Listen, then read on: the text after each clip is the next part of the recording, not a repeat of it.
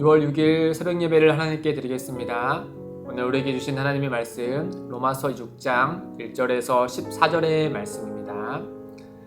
그런즉 우리가 무슨 말을 하리요? 은혜를 더하게 하려고 죄에 거하겠느냐? 그럴 수 없느니라. 죄에 대하여 죽은 우리가 어찌 그 가운데 더 살리요? 무릇 그리스도 예수와 합하여 세례를 받은 우리는 그의 죽으심과 합하여 세례를 받은 줄을 알지 못하느냐? 그러므로 우리가 그의 죽으심과 합하여 세례를 받음으로 그와 함께 장사되었나니 이는 아버지의 영광으로 말미암아 그리스도를 죽은 자 가운데서 살리심과 같이 우리로 또한 새 생명 가운데서 행하게 하려 함이라. 만일 우리가 그의 죽으심과 같은 모양으로 연합한 자가 되었으며 또한 그의 부활과 같은 모양으로 연합한 자가 저도 되리라. 우리가 알거니와 우리와 우리의 옛사람이 예수와 함께 십자가에 못 박힌 것은 죄의 몸이 죽어 다시는 우리가 죄에게 종노타지 아니하려 함이니 이는 죽은 자가 죄에서 벗어나 의롭다 하심을 얻었습니다. 만일 우리가 그리스도와 함께 죽었으면 또한 그와 함께 살 줄을 믿노니 이는 그리스도께서 죽은 자 가운데서 살아나셨음에 다시 죽지 아니하시고 사망이 다시 그를 주장하지 못할 줄을 알미로다. 그가 죽으심은 죄에 대하여 단번에 죽으심이요 그가 살아계심은 하나님께 대하여 살아계심이니 이와 같이 너희도 너희 자신을 죄에 대하여는 죽은 자요 그리스도 예수 안에서 하나님께 대하여는 살아있는 자로 여길지어다.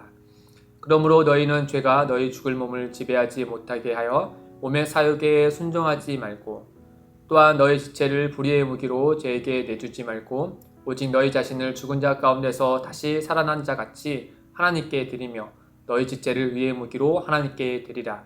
죄가 너희를 주장하지 못하리니 이는 너희가 법 아래 있지 아니하고 은혜 아래 있음이라. 아멘.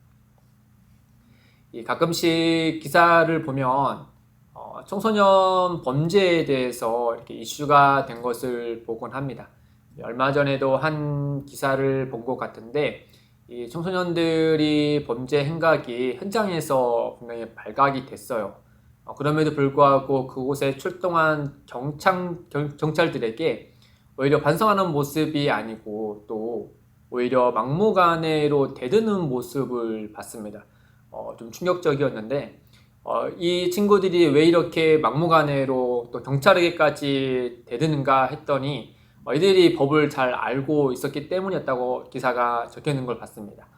아시겠지만 촉소년법이나 소년법을 그들이 믿고 어떤간에 본인들이 어떠한 범죄를 저지르더라도 형사처벌이 되지 않는다라고 스스로 믿고 있었기 때문이에요. 우리가 알고 있듯이 이 법을 제정한 것은 사회가 이 미성년자들에게 최소한의 기회를 주고자 하는 거였잖아요. 어떤 죄에 대해서 벌을 받는 것이 마땅하지만 그럼에도 불구하고 자라나는 청소년이기 때문에 보다 죄 형량을 낮추고 교정에 더 중점을 둬서 이런 법을 제정했잖아요. 그러니까 이 사회가 이 청소년들에게 고의적이든 고의적이지 않든 죄를 지었다 하더라도 나름의 선처를 해서 기회를 준 법이에요. 그러니까 이 친구들이 그 기회를 감사함으로 선용을 해야 되는데 악용하는 사례들이 점점점 늘어나다 보니까 이 사회적으로 의문이 들고 또 이것에 대해서 공분을 일으키게 되는 것이죠.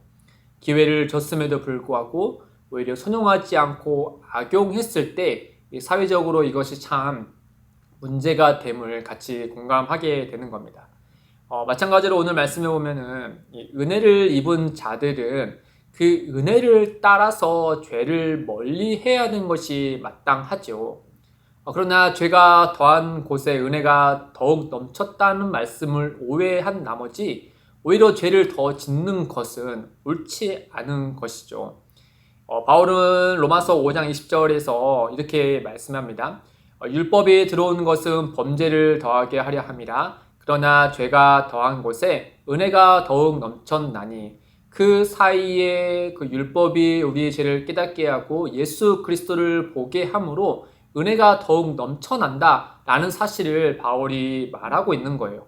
그런데 이것을 오해한 나머지 몇몇 사람들이 그러면 은혜를 위해 죄를 지어도 되는 것인가? 마치 그 은혜가 죄를 허용하고 문을 열어주는 격이 아니겠는가? 라는 이런 의문을 갖게 되는 것이죠. 그러자 바울이 그렇지 않다라고 6장 1절에서 바로 단호하게 이야기합니다. 6장 1절에 보면은 그런지 우리가 무슨 말을 하리요? 은혜를 더하려고 죄에 거하겠느냐? 그렇지 않다라고 말하는 것이죠. 어떻게 그러는가? 아주 신학적으로 이제 논리적으로 바울은 몇 가지를 단언하여서 우리에게 말씀해 줍니다. 왜 그렇지 않는가? 첫째는 성도는 죄에 대하여 죽었기 때문이다 라고 답변합니다. 2절에 보시면 그럴 수 없느니라 죄에 대하여 죽은 우리가 어찌 그 가운데 더 살리요. 11절에도 너희는 너희 자신을 죄에 대하여 죽은 자요. 그러니 우리는 죄에 대해서 죽은 자이기 때문에 더 이상 죄를 짓는 것이 아니다 라고 우리에게 말씀하고 있는 것이죠. 둘째는 예수와 함께 연합하여 죽고 다시 산 새 생명을 얻은 존재이기 때문에 우리는 죄에 거하면 안 된다라고 말씀하고 있습니다. 6절에 보시면 우리가 알거니와 우리의 옛사람이 예수와 함께 십자가에 못 박힌 것은 죄의 몸이 죽어 다시는 우리가 죄에게 종노릇하지 아니하려 함이니. 그리고 셋째는 예수와 함께 다시 산 성도는 이제 불의의 무기가 아닌 의의 무기로 하나님께 부르심을 받았기 때문에 이제는 죄에 거하는 것이 아니라 오히려 더 적극적으로 선을 행하고 하나님의 기뻐하신 바를 따라든다라고 말씀하고 있습니다. 13절에 보면은 또한 너희 지체를 불의의 무기로 죄에게 내주지 말고 오직 너희 자신을 죽은 자 가운데서 다시 살아난 자 같이 하나님께 드리며 너희 지체를 의의 무기로 하나님께 드리라. 의의 무기로 하나님께 드리라 라고 말씀하고 있는 거죠. 마지막으로 우리는 더 이상 법 아래 이런 죄를 드러나게 하는 그 법 아래 있는 것이 아니고 은혜 아래 있는 존재이기 때문에 우리는 죄의 사욕에 끊고 그리고 그리스도의 영광을 위하여서 살아야 된다라고 말씀하고 있는 겁니다. 14절에 보시면 죄가 너희를 주장하지 못하리니 이는 너희가 법 아래 있지 아니하고 은혜 아래 있음이라. 그러니 은혜가 있는 곳에 죄가 있는 곳에 은혜가 더욱 넘쳐난다 이 말로 오해하여서 죄를 더 짓는 것이 아니라 오히려 은혜가 은혜 되도록 더욱더 하나님의 영광을 위하여서 살아야 되는 존재가 우리 성도들이다 라고 바울은 우리에게 말씀하고 있는 것이죠. 사랑하는 성도 여러분, 우리 모두는 예수 그리스도 안에서 살아있는 성도들이죠. 은혜가 우리의 삶을 다스리고 있습니다.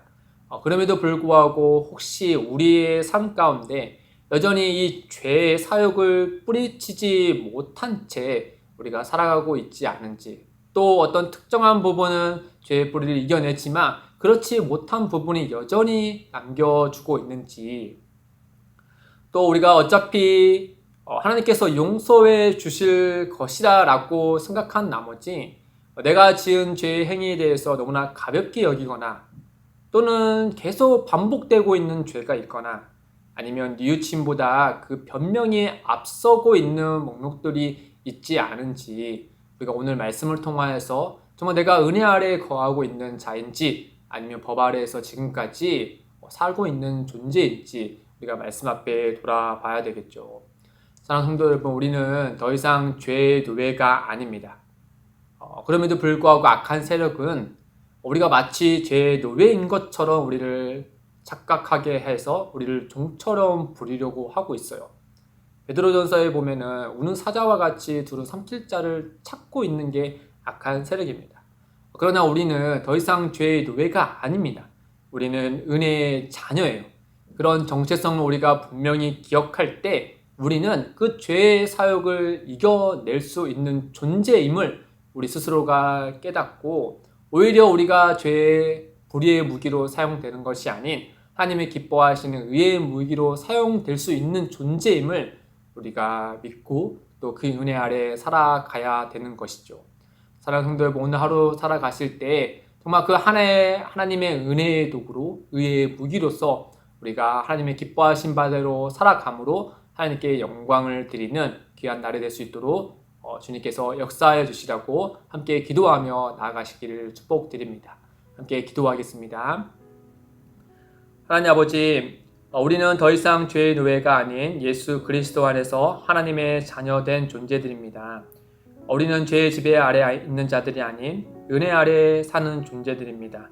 우리가 누구인지, 우리의 정체성이 무엇인지를 깊이 있게 알게 하셔서 우리의 삶의 방향이 주의 영광을 위하도록 인도하여 주옵소서. 우리에게 주어진 은혜를 오용하지 않고 선용할 수 있도록 성령님께서 늘 우리와 함께하여 주옵소서. 감사하며 예수님의 이름으로 기도드립니다. 아멘. 오늘도 두 가지의 기도 제목을 두고 기도하겠습니다. 첫째, 우리는 은혜 아래에 있는 성도임을 기억하여 불의의 삶이 아닌 의의 삶이 되도록 인도하여 주옵소서. 둘째, 기쁨이 되는 교회가 죄에 대해 분명하게 선을 긋게 하시고 더하여 은혜를 선포하게 하옵소서. 이를 위해 함께 기도하며 나아가겠습니다.